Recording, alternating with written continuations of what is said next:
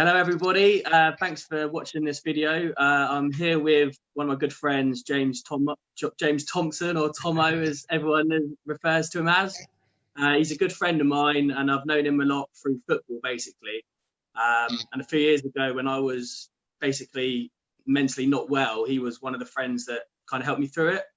So I thought it'd be good to have a quick chat with him. So, hello, Tommo, everyone. How you going, mate? You all right? Very good, very good. So yeah, I thought I'd get you on this to just have a few questions with you. I know you said that you've potentially had a few issues with your own mental health since the lockdown started. And obviously, from my point of view, I would look at you as someone that potentially wouldn't necessarily struggle. So I think that's the kind of stigma that needs to be kind of changed. I don't know if you'd agree with that. Yeah, no, that's no, I totally agree. I think that's why one of the reasons that obviously I agreed to do this was just maybe potentially, like as you say, certain people may not feel that they can talk about it, and I think if it makes one person feel like, oh, do you know what, actually, yeah, I need to speak to somebody about that, then it'll be worth doing. So yeah, definitely. Yeah. Well, yeah, I appreciate you coming on and taking time. I've had a few technical issues just today already, so I'm trying to set it all up, but hopefully now it's all good. So yeah, if it's all right, we will just jump straight into the questions. If that's all right. Yeah, carry on, mate. Perfect. So first of all, obviously we're in lockdown, and it's been difficult for a lot of people. So how would you say you found lockdown life in general? Yeah, to be honest, there's no point lying about it and saying it's been easy, because it hasn't. It's been tough. I think it's been tough, obviously, for everybody. Yeah. But say for me personally, yeah, like I've had like the maddest year of my life, really. Like mental health wise, has been absolutely crazy. So yeah, no, it's been a really hard year, but I'm kind of at a point where coming out the other end of it now. So it's yeah, it's been a really hard year, but coming out the other end, I feel very positive now going forward. So. That's good. So I suppose, like, yeah, once you kind of go through the hard time, it does make you look at life a little bit of a different way, doesn't it, to an extent, I suppose? Yeah, definitely. I think you just take things for granted more, don't you? When everything's rosy and everything's great, you don't really appreciate it as much as when you do go through something. Then you can kind of appreciate it a lot more. Yeah, perfect. And then following on from that, then what would you say has been your biggest challenge in lockdown? The biggest challenge my biggest challenge has been my mental health, without a doubt. Like, I mean, I pretty much had a full almost mental breakdown this year. Really? I've always suffered with anxiety. Yeah. I've never really, people close to me, close friends and family, they know about it, but not many people know about it. I think I've managed to hide it quite well over the years. Yeah. But yeah, it's always been there, and it's always been bubbling away. And it has always. Sometimes it goes in waves. Sometimes it's bad, and it goes bad and easy, and you kind of get by with it. But this year, just literally just spiraled out of control, and yeah, I had to do something about it, really. So yeah. I suppose, like you say, like you've managed to hide it well, and that's the thing which I potentially want to change, is that you shouldn't have to hide it. You shouldn't be able to be one person like out and about, and another person when you're at home, like when you're actually your true self.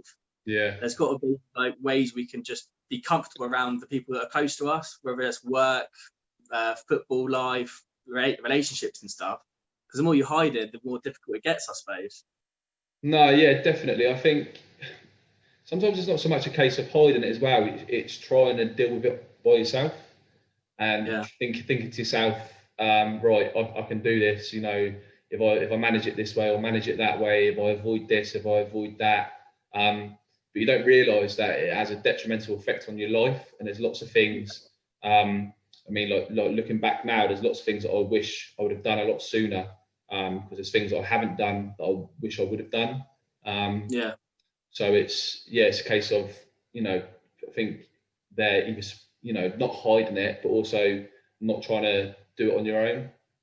Yeah, yeah. And I suppose like there's little things that you can do along the way. It's just almost like trial and error to see what works for you, I suppose. Yeah, that's it. And I think I kind of went along with that trial and error period for a lot longer than I should have. And I mean, just quick, not too long background. I think I started suffering with anxiety from I probably had it when I was younger, but I just didn't realise I had it. First realised I had it was like early 20s, and then I've had it all the way through until now. As I say, in different stages. Sometimes it's bad, sometimes it's okay. But I never wanted to take any medication. I never really wanted to go too far with the doctors. I did see the doctors a couple of times, and I did get a little bit of help, but never saw it through and never did enough. Whereas this year I've had to, because it got so bad that I've had to do a few different things. And now I'm coming out the other end. I kind of look back and I think, I wish I would have done that in my early 20s, mid 20s, and I wouldn't have missed out on so much for the last 10 years that I just wish I never missed out on. I wish I would have been able to do. It's when you look back on it, and it's you personally, it can be, it can make you feel a little bit upset to think, oh, I could have done this, I could have done that, but I didn't because that thing stopped me. And you kind of build up a resentment towards the anxiety. So, definitely. Definitely try, and it's something that if it's there, don't try and deal with it yourself. Don't try and put it off. Just face it, and it does get better once you try and face it head on.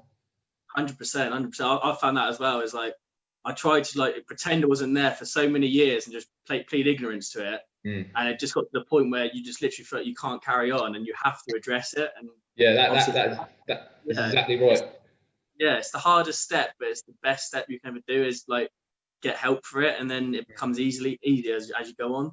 Yeah, so hitting that point where you have to do something. It gets so bad that you have to do something.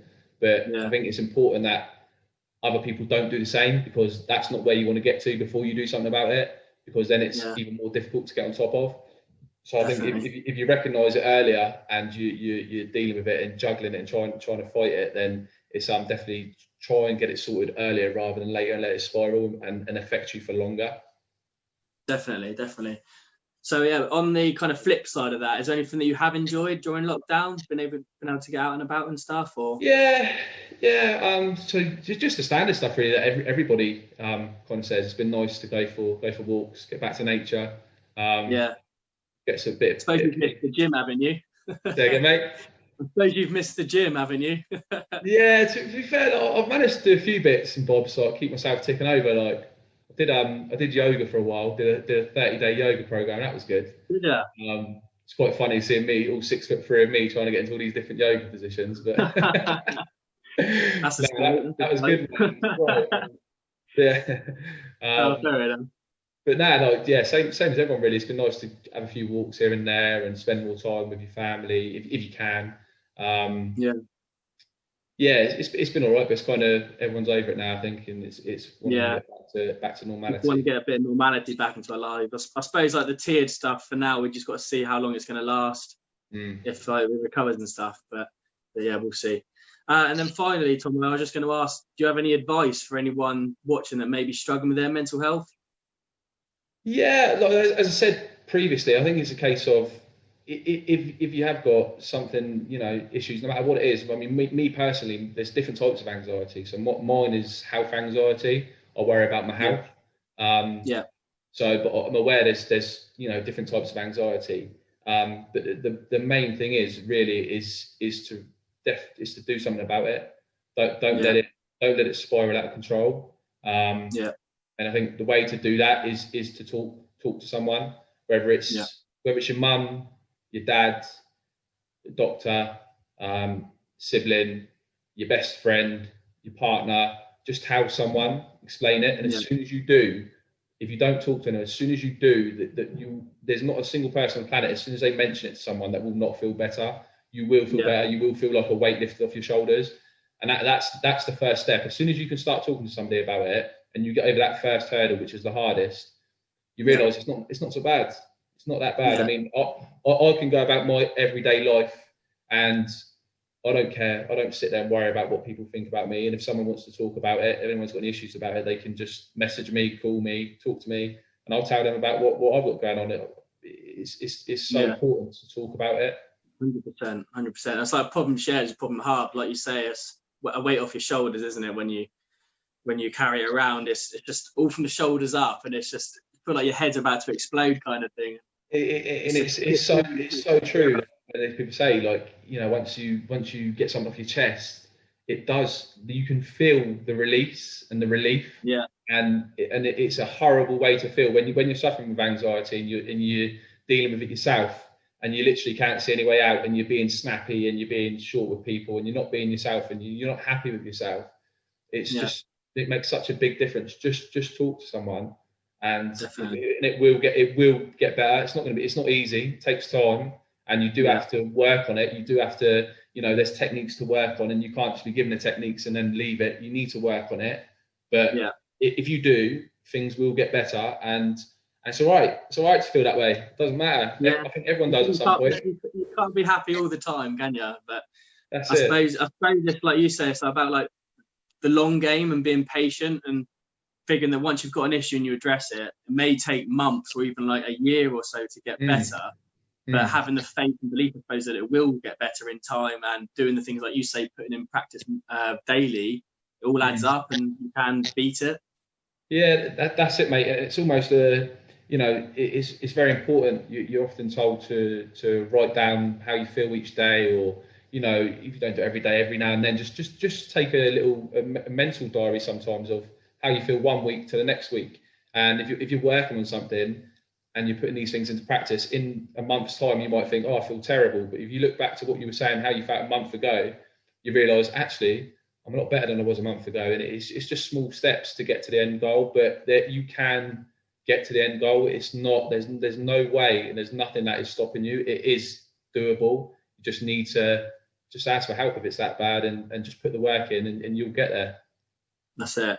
And I suppose I'd like add on top of that is that there is so many like charities and stuff nowadays that you can go to if you were finding it difficult to speak to like a family member or work colleague or someone in like you're in a relationship with.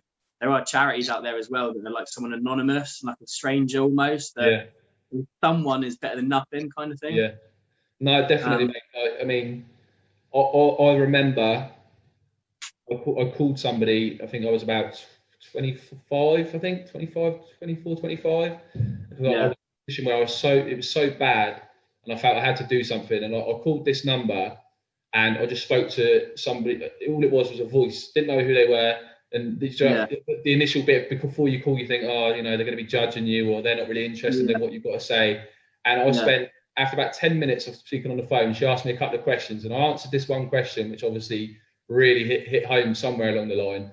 And I cried uncontrollably on the phone for about 20 minutes to some complete random stranger. Really? And they were lovely. Yeah. And then as soon as I got off the phone, the release, like, it was euphoric. You know, I felt so much better. So, you know, it's something lots of people face it. Lots of people go through it. You just need to take that first step, and then everything does get better. Definitely. Well, yeah, perfect. Well, thanks for sharing, Tommo, and I appreciate. Hopefully, people have got something from watching this, I guess, and people just know that they're not the only ones struggling with stuff. A lot of people have issues and stuff. But it's good to catch up, mate, and hopefully we'll see each other soon if lockdown eases and stuff like that, I guess. That's it, mate. Yeah, anytime, and, you know, if anyone ever wants to message me or ask me anything, they can do it. I don't mind. I always respond to people who talk to me about that kind of thing, and, you know, I appreciate speaking to you now. And you've come a long way yourself, mate, haven't you? So getting there, mate. Getting there, mate. Because if it helps people, then spot on. Perfect, nice one. Well, cheers for that, mate, and have a good Christmas if I don't speak to you before. Cheers, mate. And you, mate.